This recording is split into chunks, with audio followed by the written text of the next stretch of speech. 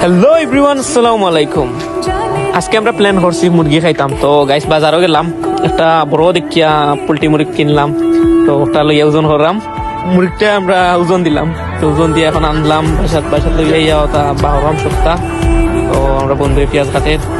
তো গাইস সপ্তাহ রেডি করলাম আস্তে আস্তে, মশলাপাতি সপ্তাহ রেডি করলাম গাইস। তো মুরগটা ইয়ে করলাম, কাটলাম আস্তে আস্তে, কাটে পিস করলাম। তো মুরগ পিস করা আগুন ধরাইলাম, আগুন ধরা বেশি আগুন এই যে মশলা কাটা মুরগি কাটা আমার শেষ হয়ে গেছে। এখন নোয়ারি মাঝে আমরা তেল দিলাম, তেল দিয়ে মুরগি জোয়া করলাম, এখন মশলা দিয়ে মিলাইলাম। ওরা দেখছে এখন নোয়ারি মাঝে তেল গরম হয়েছে, নোয়ারি গরম মাঝে সারলাম মুরগি এখন বাজা হয়েছে। তো অবশেষে সুন্দরভাবে আমরা মুরগি বাজা হয়েছে। এখন তেল দিয়ে মশলাপাতি দিয়ে লোয়ারি মাঝে। তো আমরা মশলাপাতি সপ্তাহ দেওয়া লাড়াচাড়া ওর কলাটি খসানি ওর টমেটো দিয়ে সপ্তাহ দিয়ে অনও মুরগি বাজা মুরগি গুণ দিলাম লোয়ারি মাঝে।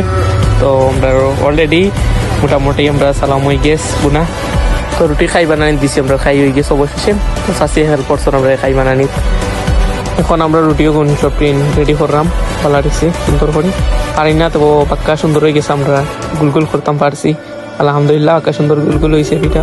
এখন আমরা তাওয়ার মাঝে রুটি গুলা দিয়ে সব তো অবশেষে আমরা সব রুটি খোলা দেওয়া শেষ। অবশেষে আমরা সপ্তাহ বানানি শেষ, সপ্তাহ শেষ হয়েছে বানানি।